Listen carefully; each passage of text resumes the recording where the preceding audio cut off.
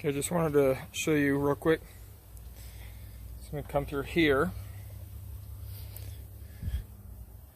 Comes out here. Feeds down on the inside. Goes inside of there. And on the other side, so not on this side, but comes out on this side of the bolt behind this ground. And then what I'm going to be able to do is loop this down and basically tape it with this with the harness right here. Okay, so once I've got it run down around there, I actually cross underneath the loom, if you will, over here, and then I run underneath, basically along the side of the whole thing. Pulled up the carpet, tucked it underneath. It goes kind of underneath all of the seats, plugs, all the way to the other side. Lifts up this thing so that way you can pull the carpet back a little bit, and comes up right here. And then I'm just going to come in and put some Anderson power pull connectors onto it, and that way I can just plug it right into this guy. So the power will actually kind of be right here. I will leave a little bit of a coil that I'll just kind of tuck up on the side of the seat. So then that way I can, let me shade it. So then that way, if I need to take this radio out, put another one in, swap out another radio really quick, whatever, I've got some wiggle room to play with. Okay, same thing for the coax this time. I didn't do a video of me running the power through, but I have just some coil of this really stiff twisted spring steel cable. So I just push that through, it comes out this other end. And now what I did is I cut the end of the coax. I actually cut the connector off because I'm going to solder it back on myself. That's no big deal to me. And then I'm going to go ahead and tape this, wrap this with electrical tape.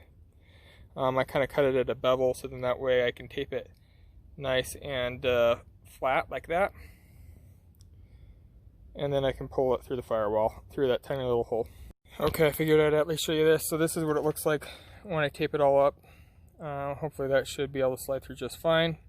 So I've got the coax just kind of lined up straight over here, and then the twisted spring still. I'm going to go ahead and pull this through nice and gently yet firm. And we're through. Alright, so I have this NMO lip mount, antenna mount on the front lip of this. I know it's a little bit close to this guy. I'd actually prefer it to be on the other side, but if I put it on the other side, it's going to obstruct my view as driver unless I'm able to get one of the mounts that go on the side here, but I don't have one of those. So normally on trails, that other side tends to have a lot more trees. So as you're going through off-roading, you might need to take off the antenna for a short bit if you need to, or get one of the kinds that fold down, and then you can just kind of fold it down across your hood and then pop it back up when you're done. So I've got a Comet antenna that does that. It's a tri-band antenna and it works great. But anyway, so I've mounted it on this side, and you can see I gave it a little bit of slack, so then that way when we open and close it, will be just fine. And then coming right off the battery on this side, I'm going to put the two fuses here directly. And it comes around here. I'll probably put a little bit of, wrap this with a little bit of tape just to help prevent rubbing against this. I'm using an orange zip tie on the inside just so I know that this one's mine and not something that came with factory.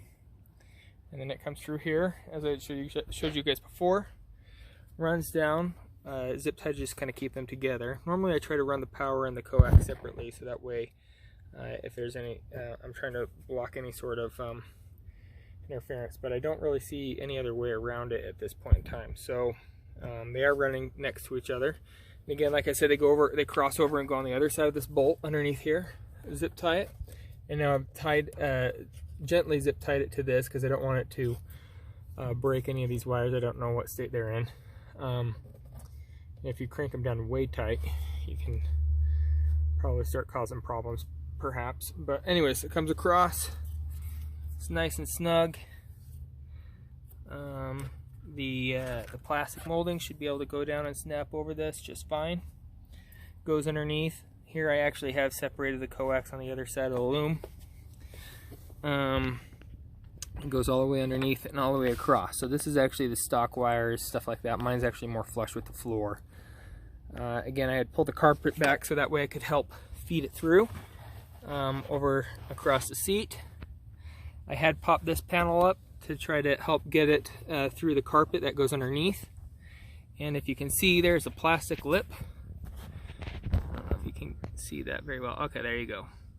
There's a plastic lip. I was pulling the wires actually to the left through that in order to be able to get this to snap back down. And now I'm going to be able to pull the wires back over the top. Obviously trim and add the connectors onto these guys, and then I'm ready to go with my Quadratec mount. So the Quadratec mount is actually kind of cool. It has a plate, a single plate with a single bolt, and I was worried about the single bolt aspect of it. It actually slides up underneath this, and there is a bolt on the inside that you can undo and then bolt the plate to. That's where this bottom plate comes out. So the bottom plate is actually goes underneath and folds up and then connects to that bolt. And then your radio, and I had to drill my own holes in the plate because it didn't line up with any of mine. But this Yaesu came with this mount, and then so I mounted this to this additional plate, and that additional plate mounts to this. So there's basically 3 plates all said and done. The one that connects to the bolt, which is which basically fastens to the Jeep, and then this one which connects to the stock radio one, and then the radio connects to that. So, and then it's kind of interesting. It's kind of nice. You just undo these, and then this larger plate will just kind of slide out and away, and you're good to go.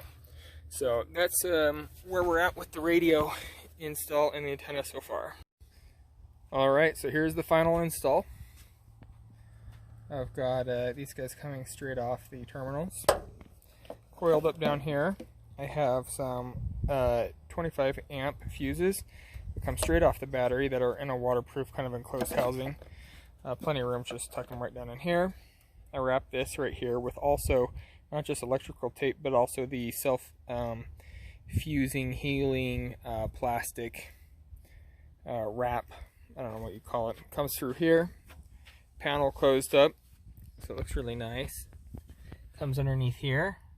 Goes right down with the loom in that tiny gap. And you definitely need to make sure that these wires get all the way to the back.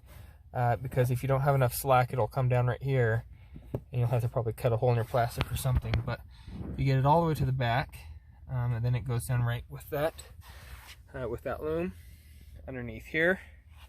The carpet has been put back into place with the fastener put back down, and it comes out over underneath where I was showing you before.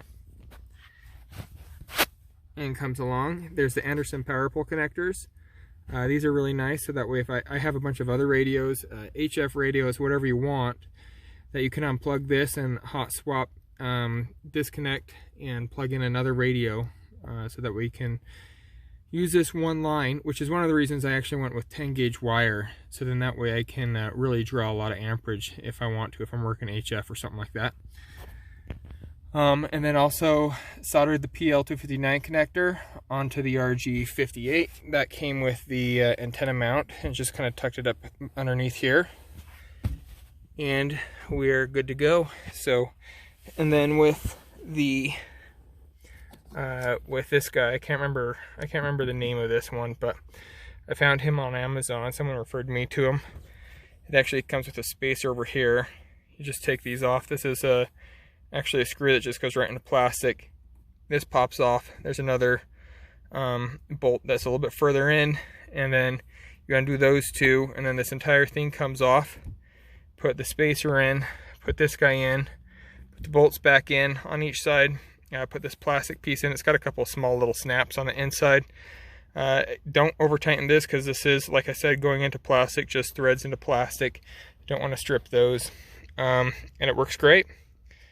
You can tell I also cleaned up my my Jeep's interior. since we went off-roading last time. So, and you can open these up, doesn't get in the way. You can still, oh, my glove box is locked, but it falls down, also doesn't get in the way. The only downside to this Quadratec mount is that when I slide my seat all the way forward, you can only go forward so far. The seat actually is slid pretty forward. If I bring it back, I can actually go and get a little bit more space there. So, but that's it. And here's the NMO mount with it on the lip. And you can see that even with it open, it actually still doesn't even touch. It still doesn't even touch the roof. So that is it.